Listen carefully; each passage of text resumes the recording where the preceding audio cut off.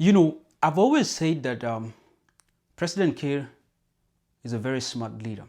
Or if he is not smart, he is surrounded himself with very smart advisors. And President Kiir is a master chess player. I mean, I love the way how he plays around with his cabinet. Very interesting.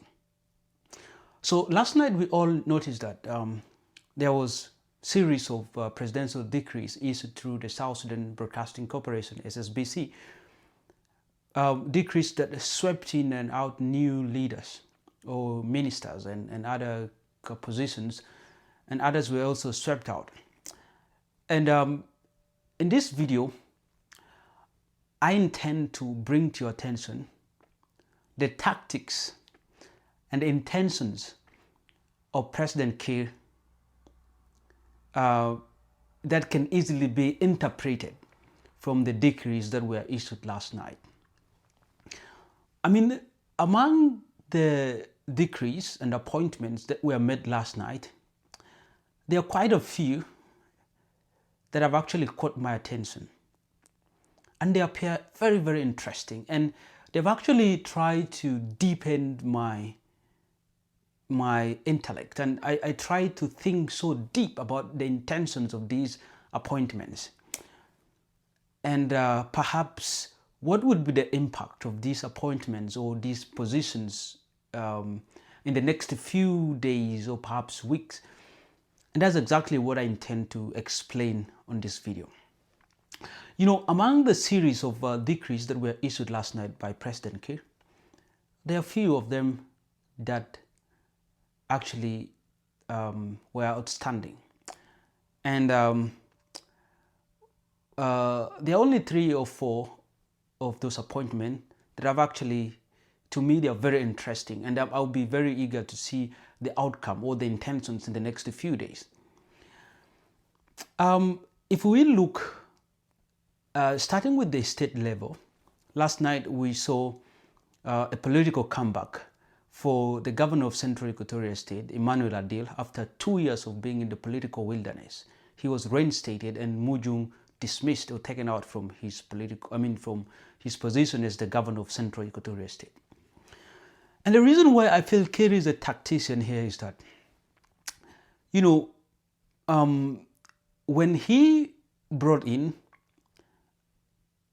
Emmanuel Adil, when he reinstated him as the governor of Central Equatoria State, if you notice, you realize that to create a fair, maybe a kind of a good perspective or in the public eye, what he did was that so that he doesn't look bad and bring in the same people from the same family to the same position, when he brought in Emmanuel Adil as the governor, what he did is that he took out the Minister of Environment, that is Josephine Napon Cosmas.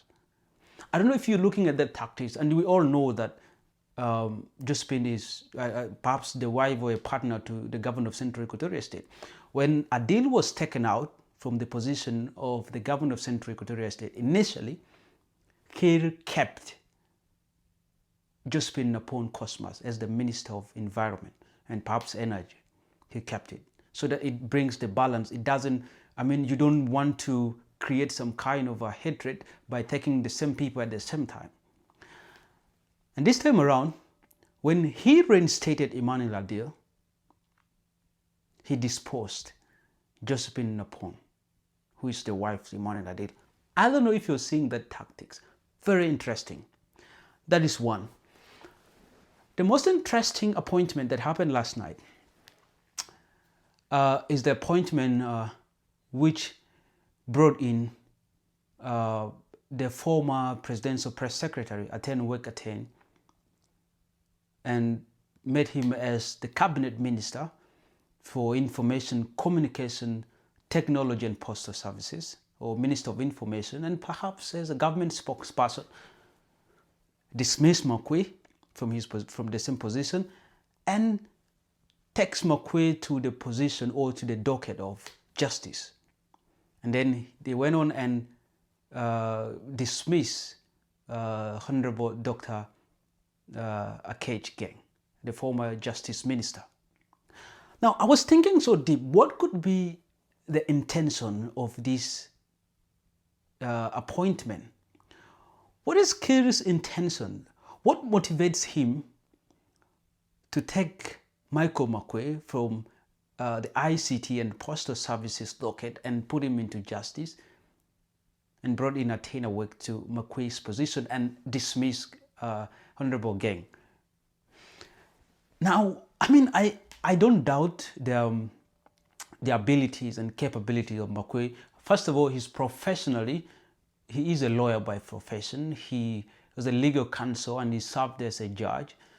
I mean, he possessed the credibility, he possessed the ability to serve in that position. But I was thinking about the intention. What motivated President Kiir to take Makuei into that position? Now, I was thinking the reason why Makuei is taken to the position of the justice. You remember when the case of Machar and then the other co-accused came up, it was the Ministry of Justice that actually came up with the charges and made against Machar and his colleagues. And over the time, I mean, as this case progressed, there has been discussion that perhaps Kiir is going to dismiss this case at some point. And people claim that at some point Machar is going to be let and reinstated in his position.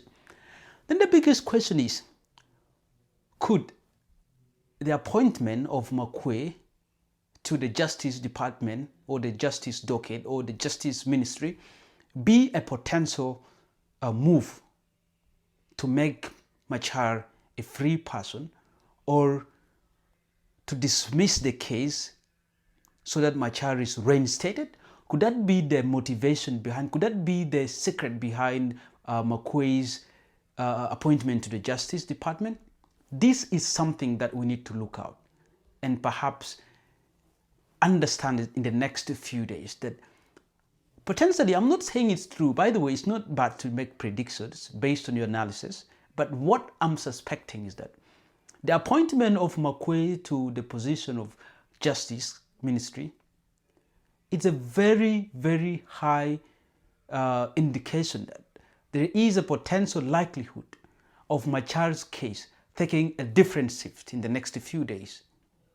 We are likely to see a very, I can't tell exactly if it's a negative change or a positive shift, but the case of Machar is likely to have a shift in the next few days. Perhaps positive or negative, we don't know, but this is a clear indication. That is my personal observation. But also, another interesting appointment is the one that actually reinstated the former SPLM Secretary General, Peter Lam, who was brought in as a minister. She was brought in after a time of being away.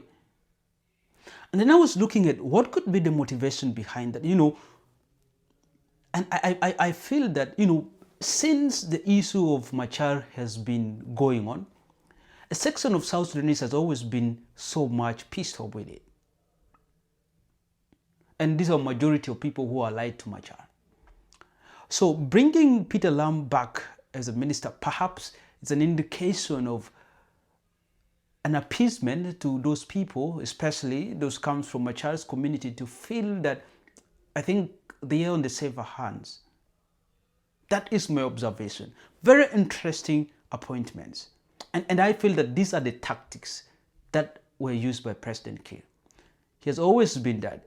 It has always been that when he appoints someone who is related to you, he takes you around and keeps that. That is the reason why when he dismissed Iga, he brought in the son of Iga as, I think, an executive director for the roads corporation and something like that. And when he dismissed Kwalmanyang Juk, he reinstated the daughter as a minister of trades. This has been the tactics he has been using. I don't know if you guys are following it, but this is a very good tactics that the president has been using. So this is what I have observed. the politics and the tactics that President Kiir has applied in his appointment. And I feel that he is it's a very, very wise tactics that he has applied. Very interesting one. Very interesting.